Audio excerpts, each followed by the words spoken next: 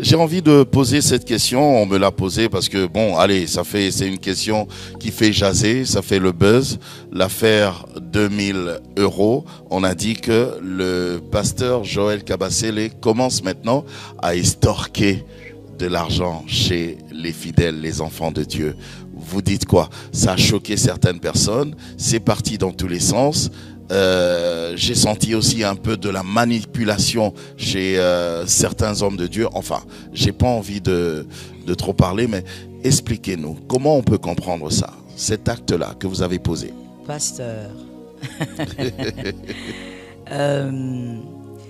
je crois que je ne répondrai pas à votre question et je crois que je veux simplement dire une chose, sans répondre à la question. On ne se bat pas pour la vérité, mais on peut mourir pour elle. La vérité se bat pour elle-même. Okay. Personne n'a besoin de se battre pour la vérité. Elle sait se défendre très bien. Okay. Mais on peut mourir pour la vérité. Alors, je suis enfant de Dieu. J'aimerais d'abord que ça soit très clair pour ceux qui peuvent m'écouter. Parce surtout que vous n'avez jamais fait ça. Hein? C'est pour ça que ça choque un peu. Il y a des gens qui peuvent écouter sans entendre, mais je parle à ceux qui peuvent m'entendre. Et donc, je suis enfant de Dieu.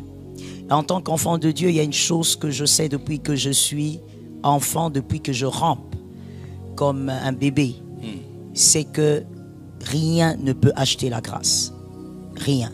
La grâce ne s'achète pas. Elle ne s'achète pas. Elle ne peut même pas. Il n'y a aucun montant. Okay. Même pas des millions. Et ça, ce n'est pas à l'âge actuel que je le sais. Je le sais depuis que je suis grande comme 3 pommes. Donc, ce sont des choses que, comme vous l'avez dit, lorsque on a envie de détruire, on détruit. Mais tout ce que moi je dis, c'est que je suis enfant de Dieu et qu'au grand jamais, je ne vais même pas à l'acte. Au grand jamais, je penserai que la grâce peut s'acheter. Peut s'acheter, ou le miracle. Exactement. Voilà. Merci. En tout cas, nous avons la réponse. Merci beaucoup, pasteur Joël. Alors, une autre question, parce que nous tendons petit à petit vers la fin de l'émission.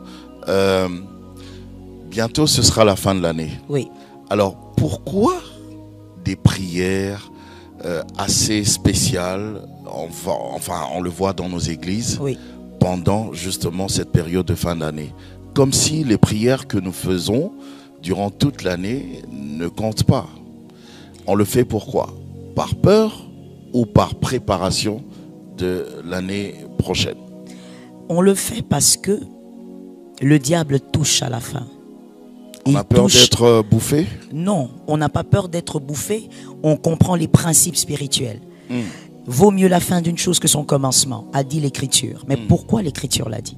C'est pas parce que la fin sera forcément belle, mais c'est pour dire que toute fin annonce un début. Celui qui n'a pas vu le début dans une fin n'a rien vu.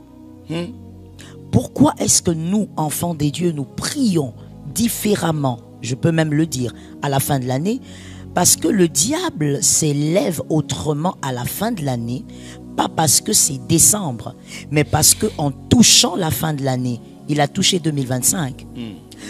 Quand il a touché 2025, vous vous attendez 2025 pour prier, alors que 2025 a déjà été atteint. Voilà pourquoi les personnes éveillées, les personnes qui comprennent les mystères spirituels savent qu'on doit prier toute l'année, être éveillé toute l'année, mais il y a des périodes, il y a des saisons spirituelles où l'ennemi s'élève différemment. Pourquoi? Parce qu'en touchant la fin d'une chose, il a touché les débuts d'une autre. On ne prépare pas 2025 en 2025. On prépare 2025 à la fin de l'année 2024.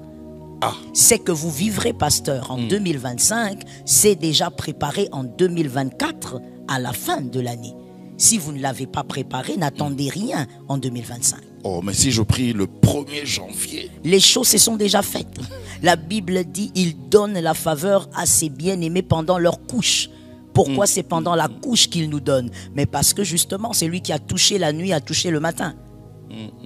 Celui qui a sémé la nuit a récolté déjà le matin. Okay. Je n'attends pas le matin pour dire j'espère que Dieu va me bénir. You are late, comme on le dit. Tu es en retard. Très en retard. Voilà, c'est la nuit que tu sèmes et tu récoltes. Tout ce qu'on vit le jour, ce n'est que des conséquences de ce qui a été fait la nuit.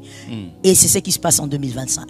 Ce que vous vivrez en 2025, conséquence de ce que vous avez eu à faire à la fin 2024.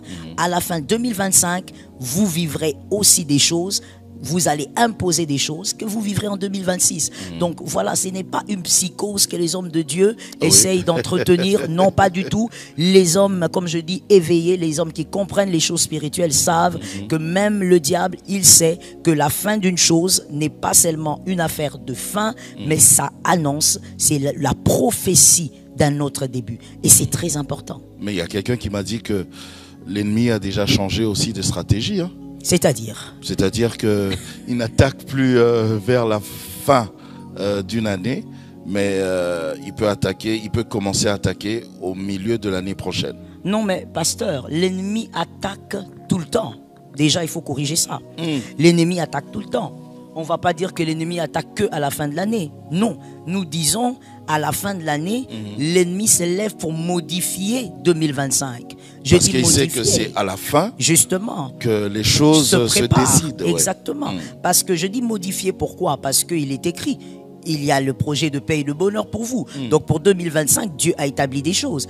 Mais pour ceux qui sont distraits, le diable modifie ce que Dieu a établi à la fin. Parce que la fin est la prophétie d'un début. Donc on doit continuer à le faire comme ça. On doit accélérer. Pas par psychose, même pas du tout. Il faut accélérer. Il faut accélérer. Pasteur, l'apôtre Paul l'a dit, la nature vous l'enseigne. Nous bénissons encore Jésus d'avoir choisi cet homme qui nous a ouvert certaines révélations que peut-être l'apôtre Pierre ne pouvait pas. L'apôtre Paul a dit, mais la nature ne vous enseigne-t-elle pas? Regardez avec une femme enceinte. La femme, elle tombe enceinte, c'est soft, tout va doucement, il y a des malaises et tout ça. Mais quand les contractions arrivent, qu'est-ce que la femme comprend? En tout cas, je pense que toutes les femmes qui ont déjà fait des enfants comprennent. C'est-à-dire, on comprend que c'est le moment où on doit pousser. C'est pas le moment où il faut blaguer, ou c'est pas le moment où il faut dire, voilà, j'ai été enceinte pendant 9 mois, je gère. Non. C'est le moment où les cris doivent se faire entendre. Tu cries, tu pousses, parce que tu comprends que c'est la fin maintenant d'un cycle. Et c'est comme ça. Amen. Amen. Très bien. Alors, 2024, Pasteur Joël, il y a eu aussi cette affaire qui a fait le buzz, c'est parti dans tous les sens également, l'affaire Balthazar. Et les gens en parlaient et certains, et là je parle des hommes de Dieu, certains, ils ont dit que cette affaire, on doit plutôt regarder ça dans le sens spirituel. Que c'était une manière subtile de souiller les enfants de Dieu ou les nations en général. Qu'est-ce que vous dites? Moi, je rentre vers les Écritures. J'aime beaucoup les Écritures. Je suis né dedans. Donc, j'aime rester dans les Écritures. Je rentre vers les Écritures et c'est ce que j'avais dit dès le départ de cette affaire. Je l'avais dit aux femmes, au culte des femmes, parce que j'étais en train de faire un culte pendant, je crois, 2 jours après l'affaire.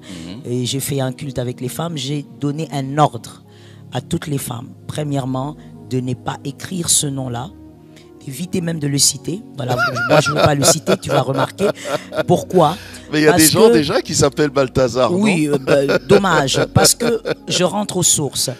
Je vois ça dans l'Écriture. Le livre de Daniel parle d'un roi. C'était son nom. Qu'est-ce qu'il avait fait, ce roi? La particularité de ce roi et de cette histoire, c'est Daniel qui est en train d'interpréter des écrits qui étaient placés sur le mur par la main, par une main, sans corps. Un grand mystère.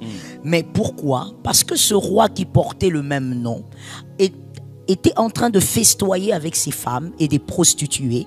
Il a ordonné qu'on aille dans le temple de Dieu, qu'on prenne les ustensiles du temple et qu'on amène et que lui fête avec ses prostituées et ses femmes. Il a donc désacralisé ce qui était dans le temple. Donc pour moi, c'est très clair ces hommes de Dieu ont bien vu, puisqu'ils sont rentrés dans l'écriture. C'est un esprit, ce n'est pas un homme. C'est un esprit qui a pour but de désacraliser certaines choses et de souiller les pensées des hommes. Je ne dis pas seulement des chrétiens, des hommes. Je veux te choquer, et peut-être même pas. Je sais que toi, tu es très informé. Tu sais, il y a des femmes, des hommes qui sont tombés dans la masturbation après ces choses.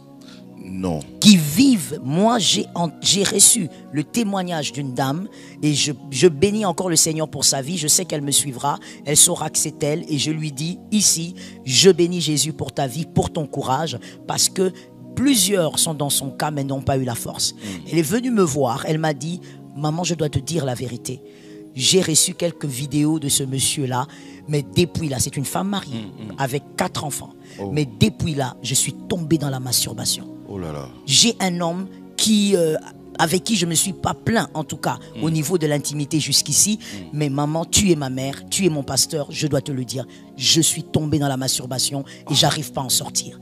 Et elle dit, je sais que c'est depuis que je regarde ces images. Donc c'est pour vous dire que c'est un esprit qui est venu, qui a fait un travail. Et je veux même vous informer, et je pense que les véritables prophètes ne vont pas me contredire. Les prophètes, je ne parle pas des prophètes qui blaguent, je parle des prophètes qui naviguent dans le spirituel. Que cet esprit a frappé et on va pas dire qu'il est parti, parce que les démons sont là, mais il s'est caché. Il va frapper encore après quelques années. Oh. Oui, c'est un esprit, c'est un vent qui va vient revenir encore selon les saisons. Okay. Il va revenir frapper encore dans une génération. Pour l'instant, il s'est tué. Exact, il a fait le travail qu'il devait faire. Ok. Pasteur, très peu n'ont pas vu ça. Donc très ça nous a réellement souillés. Et bien sûr, même si certains peuvent dire, mais moi je ne suis pas tombé dans la masturbation ni dans l'impudicité. D'ailleurs, j'ai regardé ça avec ma femme. Vous avez été souillés. La Bible dit, tu ne regarderas pas la nudité d'un autre. Tu ne peux pas être à l'aise. Regardez ces choses. Et vous voyez comment il y avait même, pour ceux qui ont pu regarder, moi j'ai suivi, gloire à Dieu, je n'ai pas regardé même pas un brin, parce que je savais déjà quel type d'esprit était derrière. Vous avez les témoignages des gens qui disent que la plupart de ces femmes étaient consentantes. Elles étaient là en train de regarder comment on les filmait. Vous trouvez ça naturel? Non. Non. Il y a eu un pouvoir. Il y a eu une puissance. Il paraît qu'on leur donnait de l'argent pour accepter tout ça. Vous savez, pasteur, beaucoup d'argent. Jusqu'à un certain niveau, l'argent ne peut pas tout acheter. Ok. Vous allez voir qu'au-delà de l'argent, il y a eu un pouvoir d'envoûtement, même sur ces femmes. Wow. Il y a eu une puissance. Je n'aimerais pas parler de l'homme lui-même parce que c'est un père de famille, c'est un époux. Je n'aimerais pas parler de lui. Je parle en général parce qu'il y a eu plusieurs femmes. Il y a eu un pouvoir d'envoûtement. Et ce pouvoir d'envoûtement est allé vraiment toucher à toutes les personnes qui ont regardé cela. Et moi, je lance un appel. Permettez-moi de le faire. Oui. Toutes les personnes qui ont eu à regarder, même pendant 3 minutes, pendant que je parle, fais une prière à Dieu et demande au sang de Jésus de te purifier. Yes. Heureusement que nous avons pour nous le sang de Jésus. Parce que si vous banalisez cela, vous ne savez pas comment le démon fonctionne. Il peut avoir envoûté votre esprit et ne rien faire maintenant. Vous pensez que vous allez bien, mais après quelques années, vous commencez à constater des choses étranges dans votre vie, dans votre sexualité, et vous ne saurez peut-être pas d'où ça vient. Le pouvoir de l'envoûtement est un pouvoir qu'il ne faut jamais tolérer. Lorsque vous sentez qu'il y a un mal, réclamez le sang de Jésus, que Jésus vous purifie. Amen. Amen, amen.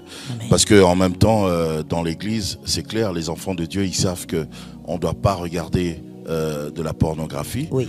Mais vous regardez ces vidéos-là, c'est de la pornographie. Exactement. Vous êtes souillés, c'est la même chose. Exactement. Faites très attention. Amen. Et si vous êtes même dans l'église quelque part où vous nous suivez, essayez de trouver votre pasteur. Exactement. Ou même le pasteur Joël, elle va prier vraiment pour vous. Amen. C'est très important. Allez.